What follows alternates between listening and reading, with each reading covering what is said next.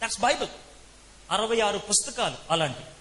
ఒకళ్ళకి సంబంధం లేకుండా ఒకళ్ళు రాశారు. పాలు పేతురుని, ఏం రాసా, నువ్వు ఏ చాప్టర్ రాసావు చెప్పు, దాని తర్వాత నేను రాస్తా అని అడిగి రాసింది కాదు.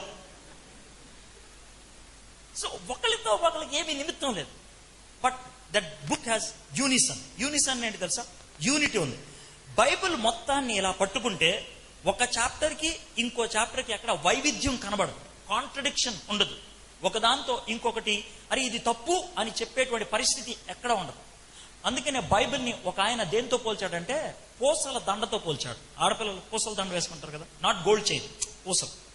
పూసల దండకున్నటువంటి గొప్పతనం ఏంటి తెలుసా? పూసల దండలో మెయిన్ ఐటమ్ ఏంటి చెప్పండి నాకు?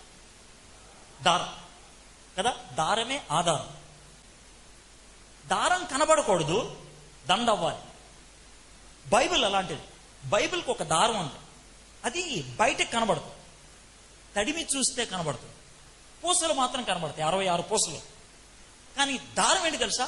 యేసుక్రీస్తు.